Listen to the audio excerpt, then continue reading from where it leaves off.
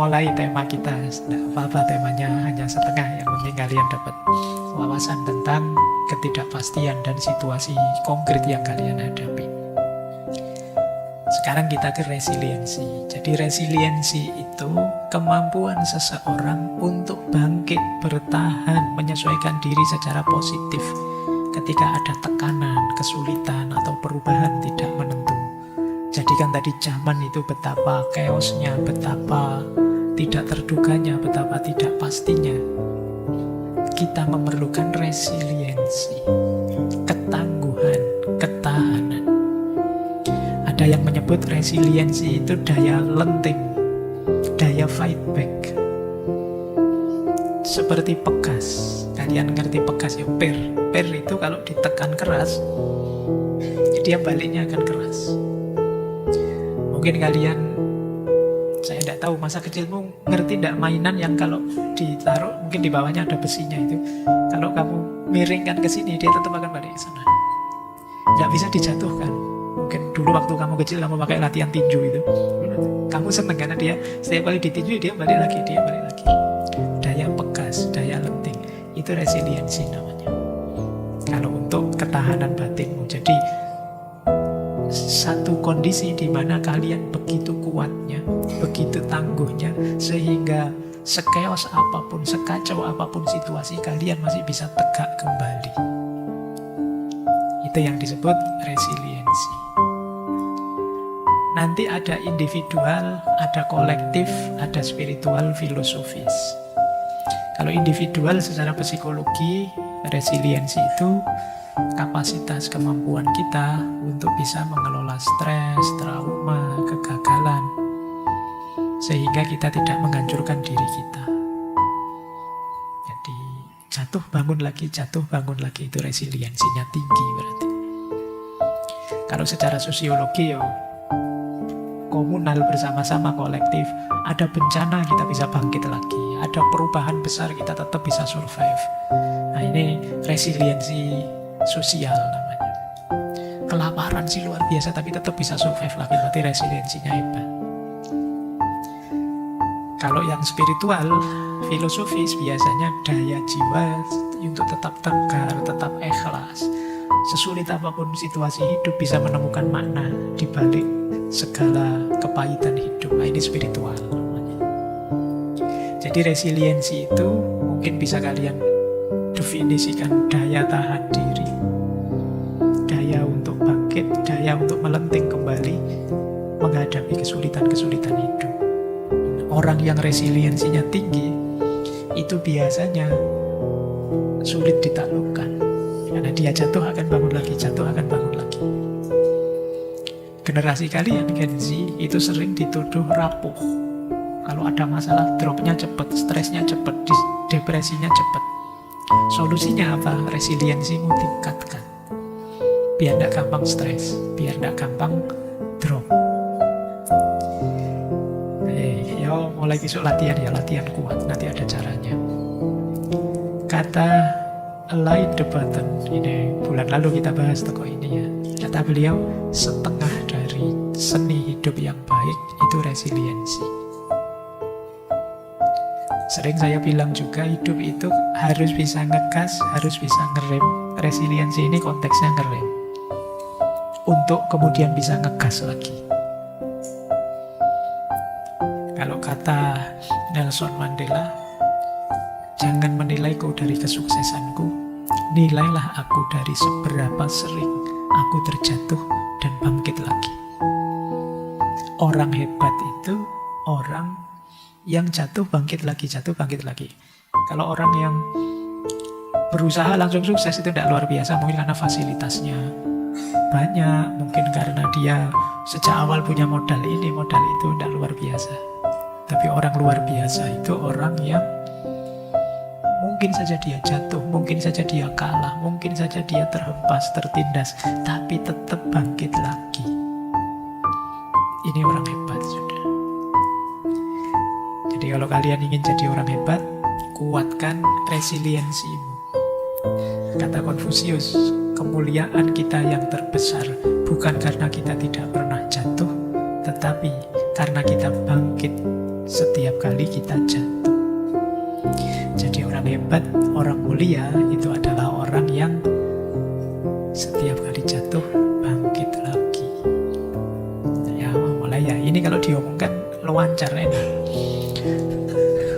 Tapi kalau dijalankan tidak sesimpel kalimatnya.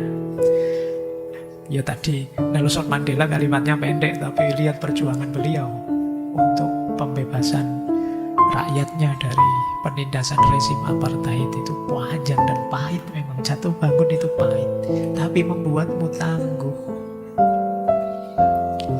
Jangan menghindari bahaya, jangan menghindari masalah. Hidup itu pasti ketemu bahaya, pasti ketemu masalah. Dan yakinlah setiap kali kalian ketemu bahaya, ketemu masalah, itu adalah kesempatanmu untuk jadi lebih hebat, lebih tangguh. Mungkin Tuhan mengarahkan ke situ dalam rangka biar kamu lebih hebat. Kalau hidupmu lancar, terus enak, terus ya daya resiliensimu mungkin tidak teruji, mungkin rendah. Oke. Nah ini 3 bentuk resiliensi. Yang pertama recovery, yang kedua coping, yang ketiga transformation. Ini nanti tak jelasin satu-satu ya. Kalian mungkin lihat gambarnya ya paham yang dimaksud. Itu kan yang satu ada orang jatuh terperosok ke bawah tapi berusaha untuk naik lagi. Yang kedua itu gambar bunga di tengah padang pasir, mungkin itu di tengah aspal keras, tapi dia tetap bisa tumbuh. Itu coping namanya. Yang ketiga kupu-kupu. Dari berat dan pahitnya transformasi dia dari kepompong, pada akhirnya dia jadi kupu-kupu. Sekarang sesuaikan dengan narasi hidupmu masing-masing. Bisa enggak kalian recovery, coping, dan transformation ini? Yang pertama recovery. Recovery itu bouncing back, memantul kembali. Recovery itu kembali ke titik awal lagi. Semula kita terperosok, nah pada akhirnya kembali lagi ke posisi sebelum terperosok. Itu namanya recovery. Jadi proses kembali setelah mengalami kesulitan, krisis atau trauma. Kayak kalian awalnya sehat, terus sakit, terus mati-matian berobat, akhirnya sembuh. Sembuh itu kan kembali ke fase sebelum kalian sakit. Mengembalikan keadaan seperti sebelum masalah datang. Setelah gagal ujian, IP-mu 3 sih, tapi terus semester ini nilaimu jelek semua, akhirnya jatuhlah jadi 2 atau jadi 1, berapa. Nah terus semester depan kamu mati-matian berjuang, mengulang juga, terus akhirnya ya masuk track lagi, 3 lagi IP-mu. Itu namanya kalian bouncing back. Kalian memantul kembali ke arah sebelum kalian jatuh. Nah ini ya, awalnya hidupmu nyaman, terus punya pacar, jadi ruwet gak karu-karuan. Terus putus, kamu depresi. Terus kamu berusaha bangkit lagi, kembali ke situasi awal seperti kamu belum punya pacar dulu. Hidupmu nyaman lagi terus. Ini namanya bouncing back. Setelah ada masalah, kamu balik lagi. Banyak orang yang setelah ada masalah jatuh, sudah tidak bangun-bangun lagi, sudah depresi, stres berkepanjangan. Dia tidak mampu memantul kembali. Bayangkan nanti kalau kalian ada masalah, bayangkan dirimu sedang memantul. Atau bayangkan dirimu seperti gambar itu, kalian sedang mendaki lubangmu untuk sampai ke kondisi awal lagi. Ini kalau disambungkan seperti tema minggu lalu lah, bagaimana kita mereset hidup kita kembali. Ini yang disebut bouncing back. Yang kedua coping. Coping ini bouncing with, memantul bersama. Kalau ini ada yang bilang lebih hebat daripada yang pertama. Coping ini biasanya problem yang sangat berat. Kita tidak bisa kembali ke kondisi sebelumnya, sudah terlanjur ketemu masalah seperti ini. Nah, coping ini kita bisa bertahan, beradaptasi dalam situasi sulit. tidak sekedar kembali ke kondisi semula, tapi kita hidup berdampingan dengan tantangan dan tetap tumbuh dalam keterbatasan kita. Kalau ini mungkin kalau dihubungkan nilai tadi, nilaimu jatuh sampai 2, naik lagi tidak mungkin, sudah semester 14. Nah, kalian tidak mungkin bouncing back. Yang bisa kalian lakukan apa? Bouncing with. Ya sudah Pak, IP saya mungkin ditakdirkan cuma 2, tapi dengan IP 2, ini saya akan pantang menyerah. Saya akan berjuang, tidak mau kalah dengan yang IP-nya 3 ke atas. Nah, ini namanya bouncing with. Jadi, karena situasi pahitnya tidak bisa dihindari, mau tidak mau dihadapi, ya sudah, ayolah. Seperti ini saya juga siap kok. Nah, ini namanya bouncing with. Mungkin ada kalian yang sakit misalnya, kan ada sakit tertentu yang tidak mungkin bisa 100% sembuh kalau kita tidak bisa mengontrol diri kita. Mungkin diabetes lah, mungkin darah tinggi atau apa. Nah, rumus resiliensinya coping ini. Baik, saya siap hidup bersama penyakit ini, mengontrol diri, latihan, memodifikasi hidup agar tetap nyaman meskipun punya penyakit ini. Ini namanya bouncing with. Mungkin kalian dulunya kaya, tiba-tiba miskin, dan tidak mungkin kalian bisa balik segera ke kaya raya seperti dulu. Tapi bukan berarti kalian hidupmu gelap terus depresi rendah. Kalian masih bisa dengan rumus bouncing with ini. Ini kalau mungkin ada peribahasa itu di barat, istilahnya apa? Sleeping with the enemy. Tidur bareng musuh. Sebenarnya kalian tidak suka, tapi ya tidak apa-apa, mau gimana lagi. Jadi kalau kalian mikir hidupmu di dunia ini dengan segala ancaman gempa bumi, kiamat dan macam-macam, itu kan ada yang bilang secara ekologis kita itu sleeping with the enemy.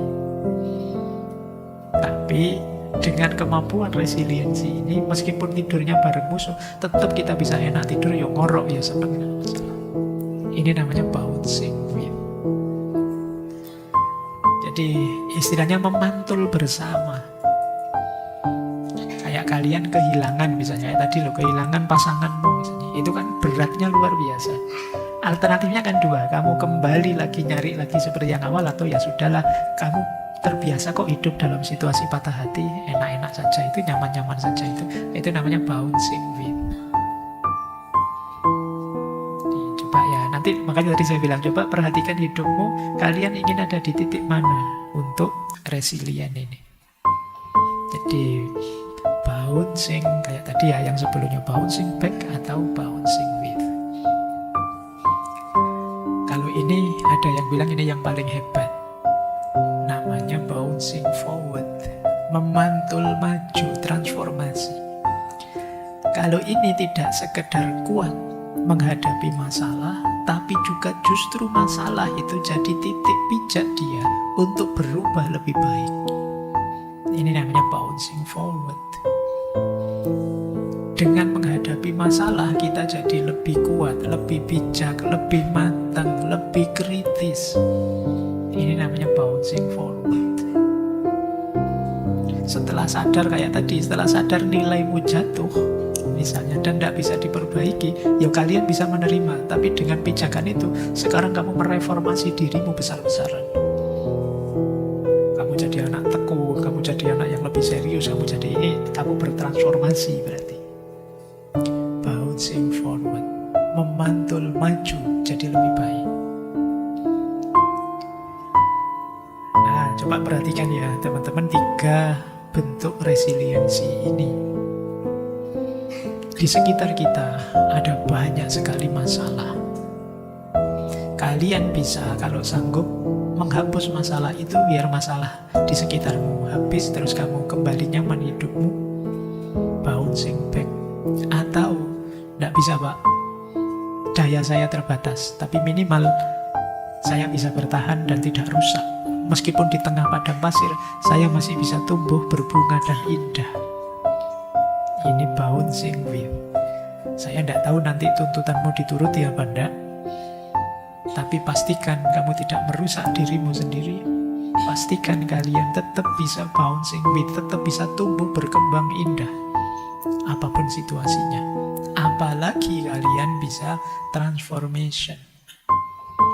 Dengan berpijak pada masalah itu, kalian jadi lebih hebat, lebih bijaksana, lebih berani, lebih tangguh, lebih luar biasa.